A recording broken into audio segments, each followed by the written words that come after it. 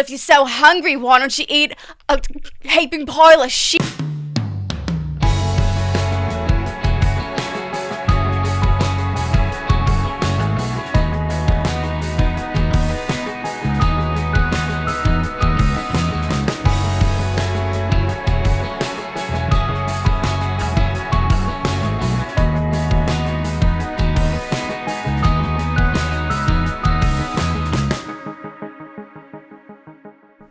Hey, Aqualung. Well, I got ready. I listened to Aqualung by Jethro Tull for the first time in my life. It's remastered by Steven Wilson from Porcupine Tree. And I love me some Porcupine Tree. So I'm trying to catch up on some media that I missed out on. Starting with Aqualung. And the Babadook. I watched the Babadook the other day. That's where I left you guys in the last video. I didn't know that it was going to be Australian, so of course I freaking loved it. I guess if you'd like to steer clear of spoilers for the Babadook, skip to this timestamp here. I loved it so much. I wanted to throw it on again yesterday. I was gonna watch it again the day after, but it's March Madness. Kevin took over the TV to watch March Madness all day. So I was like, all right. So I thought it was really cool because you go into it thinking it's going to be a scary kid movie. I was like, this kid is such a little shit. And then it ends up being a scary mom movie. And I feel bad for Sam. By the end, I'm rooting for Sam. There's the part where she takes him to get the pills so that he could sleep. And she ends up not being able to sleep. She stays up all night because she's afraid of the Babadook. And she's going to bed in the middle of the day. Sam is like, I have to eat something, Mum, I have to eat. These pills, they make me nauseous. I have to eat. And she goes, well, if you're so hungry, why don't you eat a heaping pile of shit? And I was like, oh, Sam. Oh no, poor Sam. She only cooks some gruel anyway. And it's also like a little bit like Home Alone. He sets booby traps. So I did laugh a little bit. The movie did make me laugh. But I also I got the chills. For like the last third of the movie, I'm sitting there like this the whole movie. Just like with the chills. It was, like new top 10 movie of all time for me. I loved it. I did check out Letterboxd and was reading the unhinged reviews of it. They don't really care for little Sam. I recently found out that there's a website called doesthedogdie.com, and it's all about like trigger warnings for movies. Specifically, I think it was specifically created to make sure that the dog doesn't die in the movies. If that is something that concerns you, maybe you should skip the Babadook. The dog dies in the Babadook.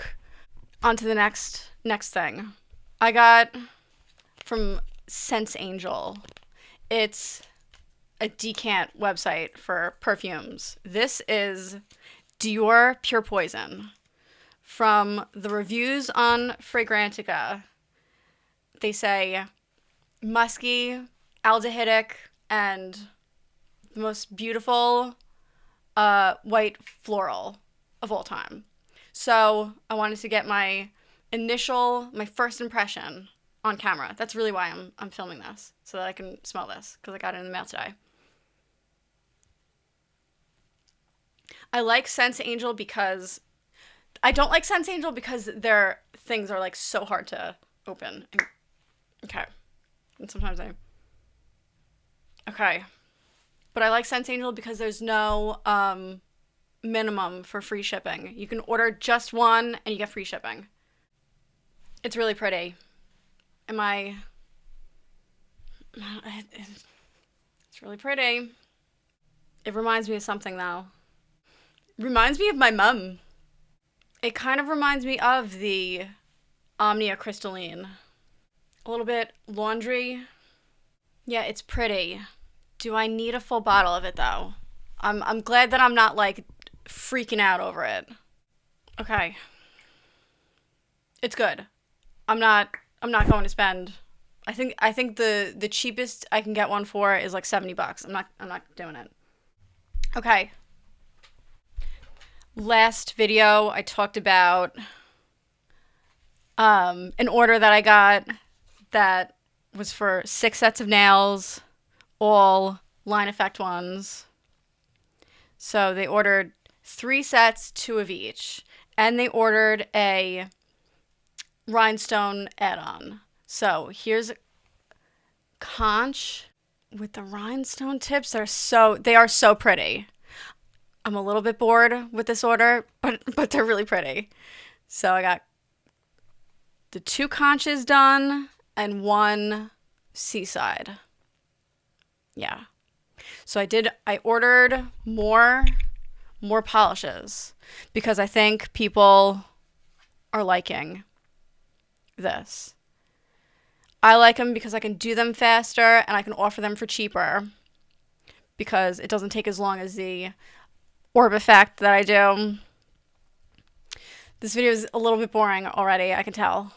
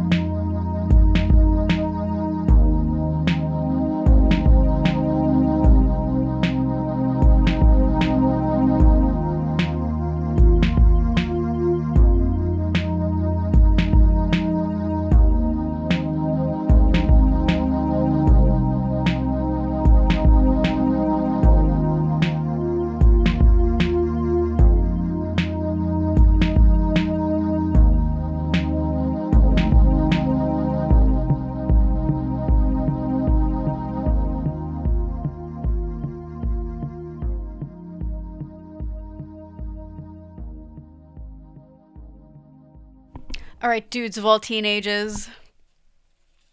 It's Chris Chan. Anybody else? Is anybody else watching for the 3rd time? Geno Samuel, again, remastered the Chris Chan of Comprehensive History. Part 1 went up, and I was like, all right, I guess I'm watching it again. And I can't say I like it as much. There were some new tidbits, but I like the last version better. But it was the perfect length to finish one of these sets. So here's the other seaside, and these 2 are sand dollar. Which, is this not the prettiest color of all time? This is it. If you ask me what the prettiest color of all time is, it's whatever color this is. Love them. Gotta catch 'em all. I really do have to get cracking on this. I wanted this to be like really fast. Yeah, we'll see what happens. I also got some polishes in the mail, which I told you guys about. They came, and I don't know, am I gonna bore you guys with a full swatch video again? I don't think you guys like it. Maybe I'll wait until the next one. If you feel so inclined to, please let me know if you like the swatch videos. But I don't think everybody likes them. But let me know, and if you do like them, maybe I will do it.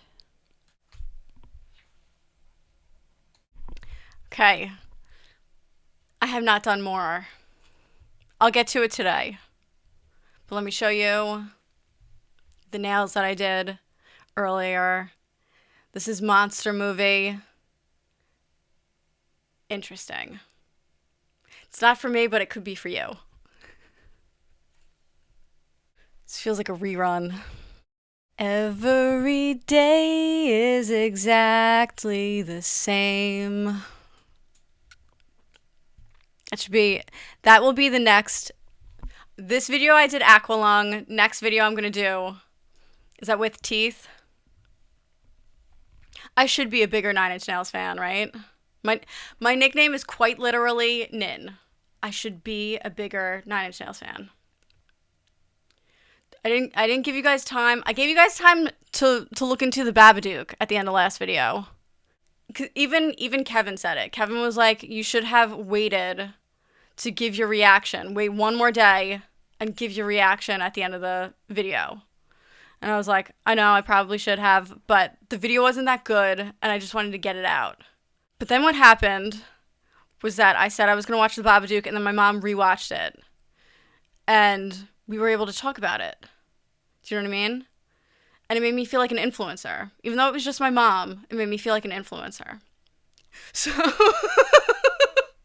so what I'm thinking is, what if I say what I'm going to look into at like a book club? You know what I mean? Would that be interesting? If I say at the end of this video, I'm gonna listen to Nine Inch Nails with teeth, and Trent Reznor also did The Social Network, right? The soundtrack. Okay, we're gonna do Nine Inch Nails with teeth, and we're gonna do The Social Network. Also,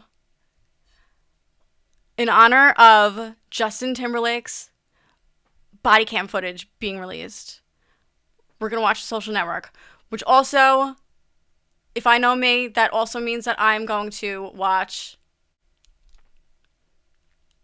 watch Alpha Dog. If you want to familiarize yourself by the next video, that's what we're doing. New things we're going to try out. We got to get more people over to the channel. So you know what? Final thoughts on aqualung. I like it. I like it. Am I going to buy a new copy of it on vinyl? No. But if I am at the thrift store and I see a used one for a couple bucks, I will pick it up. I will say, I like the first half of the album better than the second half. And it's a little bit theatrical, which is not always my favorite. But the softer stuff reminds me of Donovan, which I love Donovan. And it also reminds me of, okay, if you want a weird, obscure 2010s prog metal album recommendation, the band is called Rishlu. And I think it's got a weird title. I think it's Living as Ghosts with Buildings as Teeth. That one or Feather Gun. There's something about aqualung that reminds me of Rishlu. And also, if you like theatrical, it reminds me a little bit of Silverchair Diorama, which is a top 10 album for me. Those are my recommendations. If you listen to aqualung and you want some further listening, go for Donovan, go for Rishlu if you like heavy. If you want something in between, go for Silverchair Diorama. And Silverchair is also Australian, so also that's why it gets more points for me. Which then brings me to the Babadook. I rewatched the Babadook last night. I have seen reviews online. People aren't like as crazy about the movie as I am. But here's why I'm crazy about the Babadook. 1, it's Australian. 2, it's an indie film. 3, it's an hour and a half long. There was no messing around with the Babadook. 4, it's artsy. I love those dreamy shots, the like stop motion-y. There's this shot at the beginning of the movie where she like floats down to the bed. It reminds me of the shot in Coraline when the doll falls down. Love it. I love that creepy scurry shot of the Babadook on the ceiling. And 5, why I love this movie. I love Samuel. At the beginning of the movie, I'm annoyed by Sam. I'm afraid of Sam, and by the end of the movie, he's the good guy. When you read the synopsis for The Babadook, it seems like you're going. It's like it's a horror film. To me, it was more than a horror film, and that's why I had to watch it twice. I would never watch a scary movie twice. The synopsis of the movie is kid's afraid of monsters. He reads a book and he starts seeing visions of the monster in the book. If you go into it thinking that that's what the movie is, it's not. It's more than that. And that's why I had to watch it again. I had to figure out who the Babadook is, or what the Babadook is. And from rewatching and doing some research, the Babadook is grief. Samuel is ready to face it, but the mom isn't. The mom can't come to terms with the fact that her husband's dead, died on the way to the hospital to have Samuel. So much so that she can't even celebrate his birthday on the date. So throughout the movie, you see how this has an effect on Samuel. That at the end, she has to face it and she has to live with it. And that's why the Babadook is in the basement and she has to feed it worms. Because you have to live, and there's no getting rid of the Babadook. Samuel says it. And there's this point in the movie when she's given him the pill and he fakes it. Oh, he goes, "Will the Babadook leave me alone if I take this?" And she goes, "Yes, but you can't mention the Babadook anymore." And he says, "I will protect you if you protect me." And I was like, oh. So I will say, like, at the end, it is a little bit like 2010s horror film. There's the Samuel flying up the stairs and, he's getting whipped around. So a lot of people are like, oh, it was so stereotypical for the time. For me, I'm glad that the reveal at the end wasn't naked old people. You know what I mean? Because that seems more... That's like the 2020 horror film trope, is that it's naked old people by the end. That's also why I like this movie. The reveal wasn't naked old people. But also, I liked it because it reminds me of The Shining. They told him, for the making of The Shining, that it wasn't a horror film. He didn't know what kind of movie he was making. So I'm thinking of Samuel. And there's a shot of Samuel where Amelia looks down on him, and she thinks that she killed him. So I'm thinking of, poor Sam had to pretend to be dead. How is he doing? Was he okay for the making of this film? And it's also interesting because I watched If I Had Legs, I'd Kick You recently. During the Oscars, the influencers doing the carpet asked Julia Fox what she thought of that movie and if she was annoyed by the kid. And Julia Fox gives this mic drop answer that I was like, yes. Because this was my takeaway from If I Had Legs, I'd Kick You, is that the world is set for moms to fail. There are so many people who would watch the movie and be like, yeah, the kid was so annoying and the mom was a bad mom. And to me, it was just, what I took away from it was that no matter what this mom did, she was wrong. And that Christian Slater's on the phone and he gets to be doing whatever the hell he wants to do and yell at her from the phone and not help. And Conan O'Brien is just like not helping at all, won't listen, but he's a therapist. She's not perfect, but I would lose my mind if I was in that situation for sure. And I think that movie should have won. I think Rose Byrne should have won over Jessie Buckley. I'm sorry. I watched Hamnet last week. It was good. Everybody loves the kid in that movie. I think Samuel's a better actor. than the kid in Hamnet. Sorry. What do we think? Hopefully I had drawing footage over all that yapping. You know what else I want to talk about? I have this out. An update on the perfume. So, we all know that the Alyssa Ashley Musk lotion is my favorite. We all know. All four of you who watch my videos. Now, I put on the Dior Pure Poison, and then on top, Ellis Brooklyn Super Amber, and oops, now I want a full bottle of it. I want a full bottle of both of these. I somehow have 2 travel sizes. With a white floral, I really like to put Not a Perfume on top. I went through a full bottle. I'm all out of Not a Perfume. So this has been my Not a Perfume-esque because it has that woody kind of DNA to it, but it adds like a creamy. It's so good. So I like a woody floral. So I decided to put these together, and with this underneath, I smell like, the only thing is it doesn't last that long. But oh, it's like suede. Like clean suede. Oh, it's so good. Oops. You should assume. I have so many perfumes, you should assume that I'm wearing a combo. Okay, I talked about Omnia Crystalline. It's similar to Omnia Crystalline, and I have Alfred Sung Shi, which is a cheapie. I think I got it for like $17. It's similar, but it's more sharp. I like this better than either one of those. Okay.